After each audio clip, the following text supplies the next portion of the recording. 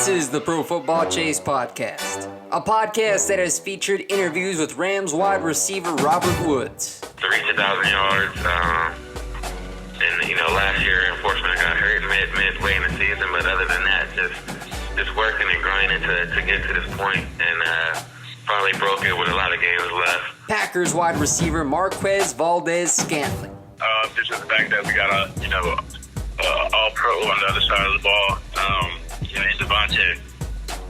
So when you got a guy like that, that's just going to get the main focus. Obviously, people start to know my name a little bit after I made a few plays here and there. Broncos offensive guard Ronald Leary. It would either have to be a counter or pin and pull play when we get on the edge and run. I think it's always impressive when big guys can get out that stance and move and hit somebody. And rising stars Dalton Risner, Charles Amenahu, and Jawan Williams. This is a podcast that offers player perspectives from some well-decorated veterans, including T.J. Hushmanzada. And people will say, "Oh, well, is Dak Prescott a franchise quarterback?" Look at his record. It tells you he is. Oh, he has a great because he has Ezekiel Elliott. You tell me a quarterback in the entire NFL that's not Tom Brady that does more with less. Game previews, recaps, and analysis. Turn the volume up. The chase is on, and the chase is live.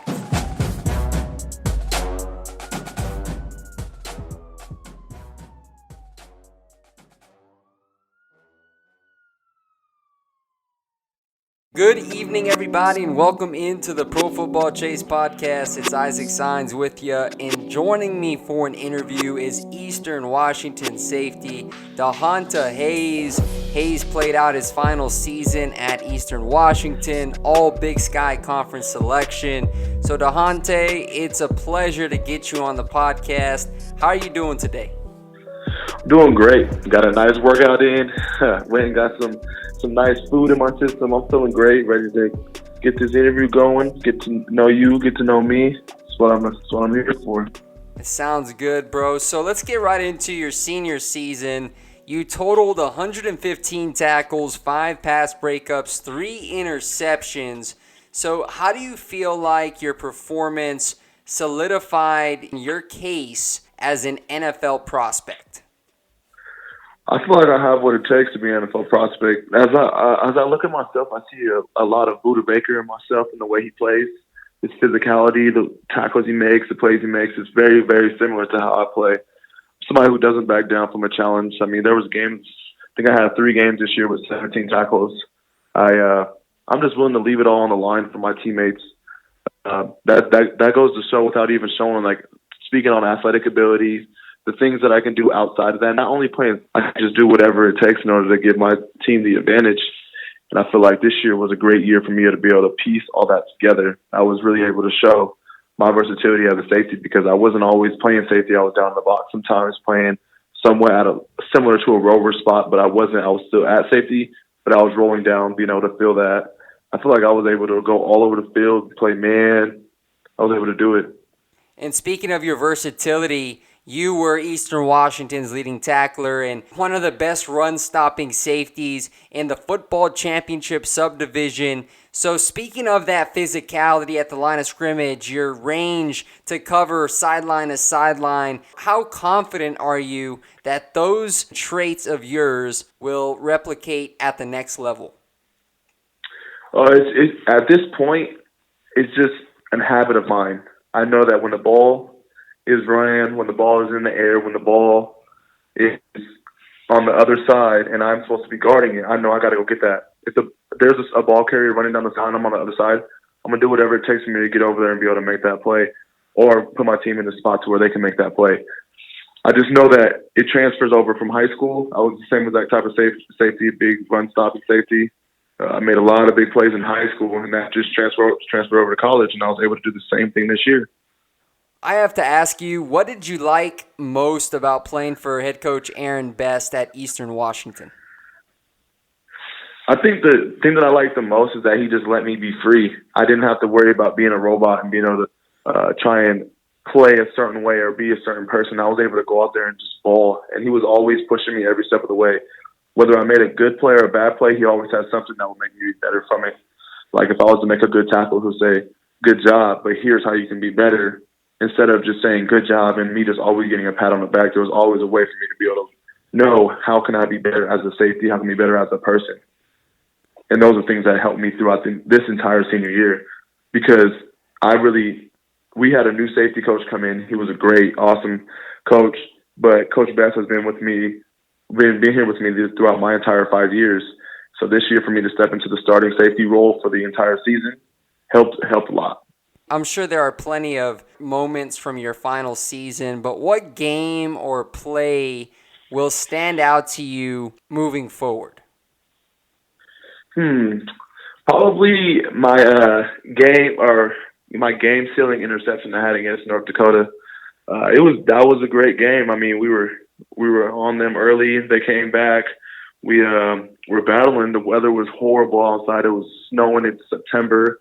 It was super cold, and the safety just aired one up. The quarterback just aired one up a little too high, and I was able to make a quick read from the post and play on it on our sideline, and that was a game-sealing interception. Dante, did you have a favorite NFL player growing up? Growing up, yeah, of course, it was Ed Reed. Ed Reed's my guy. And then I also had Ray Lewis. So the funny thing is that my coaches on the team gave me the nickname Ray for Ray Lewis because I was just always making big hits and big plays on people this season. So Ray Lewis and Ed Reed were always my guys growing up. I admired them. I loved them. Now I'm a bit of I'm not gonna lie, I'm a big Buda Baker fan. I'm a big Odell Beckham fan. So those are my two guys as well. You snatched 3 picks, 5 pass breakups, okay? And as I mentioned at the top of the interview, what ball skills set you apart from other draft-eligible safeties? I mean, I'm an offensive guy at heart. That's why. All my life I've been playing offense. High school I played offense. I was an all-league guy in high school playing offense alongside my fellow teammate Jason Williams. We went to the same high school together. I mean, I take the ball serious, whether that means getting strong hands, whether that means on the jugs, whatever it takes to get my hands to the best of their ability. I haven't dropped not one interception yet. Every time the ball is in the air or near me, I'm trying to take it. I'm trying to get it. There wasn't too many opportunities this year for me to get more than that 3, but I can guarantee that if there was, I would have definitely made those plays. When I see an opportunity for me to get a turnover or for me to make a play, I'm going to try and make that play every single time. Would you be willing to play some nickel linebacker and sub packages if an NFL team deems you capable of fulfilling that role? Whatever role a team wants me to play, I'm willing to play. I honestly would love to play a nickel linebacker. I'm not going to lie about that. I love playing safety, but for me to be able to be in the box and be able to make big tackles and big plays, I don't mind that. I mean, I'm not the biggest guy, 5'11", 205 right now. But if I need to put on some weight, shoot, I'll do it. That's the right attitude. I like hearing that, man, coming from players like you looking to pave your way into the NFL. And that's a perfect segue because let's talk a little bit about special teams and the value that is to many NFL teams. We see it, big game-changing plays happen from field goal block units, kick returns, you name it, big-time blocks. So with that said, how can you provide help in that area? I think I could provide it in many different aspects. I feel like come pro day, when I show my 40 and my speed ability, and then they go back and check the film for when I was a kick returner. And I was a kick returner. I played off returner. I played on the front line as a blocker on kickoff return. I played on punt return as a blocker. I played as a punt returner. I played all over the kickoff, whether it's from the number 1 spot to number 4 or 5. I played all over that. So I've gotten plenty of reps at all special team segments. I have not played on punt yet, but if I need to play punt, I need to play left tackle or anything, be a blocker, I'm willing to play that. I feel like special teams is a huge, huge part of being able to make an NFL roster. For instance, my former teammate, Simba Webster, who plays for the Rams now, he's the starting kickoff returner, starting punt returner. That's the key thing that helps solidify his spot on the roster. So I feel like special teams is what I got to do. I'm willing to do it. I just want to continue to play this game.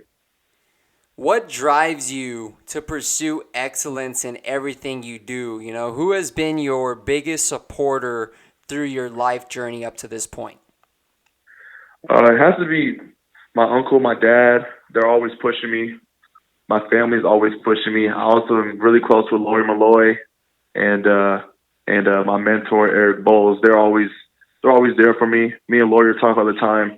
I've been looking up to him since I was young. He helped coach at Lincoln with John Kitna, and that was just awesome for him to be able to come through and always mentor us and tell us like what to do, how to go forward. I always try to impersonate my game after him. His game was amazing. I'm trying to have my game just like that. I see that you finished your college studies with a 3.8 grade point average and once earned Student Athlete of the Year distinction by Eastern Washington Student Newspaper. So why was it important for you to excel not only on the gridiron, but in the classroom as well? I feel like if I want to be able to have that role to where my teammates can trust me, my coaches can trust me, and then also my peers and other students can trust me, I just have to be able to excel and do everything to the best of my ability. For me to be somebody, a leader and a key player on this team, I was not able to do that without doing those things in the classroom and within the community. When I look back on those things, I just thought those were all key components. For instance, the Student Athlete of the Year, the Scholar Athlete of the Year, that was a key component to me going above and beyond just playing football. I was able to help start a fundraiser for our food pantries on campus. I was able to help promote that. I was able to do a social media thing for them and create wallpapers and just get the buzz flowing around those food pantries. And that was something that helped me win that award because I just went above and beyond something I cared about.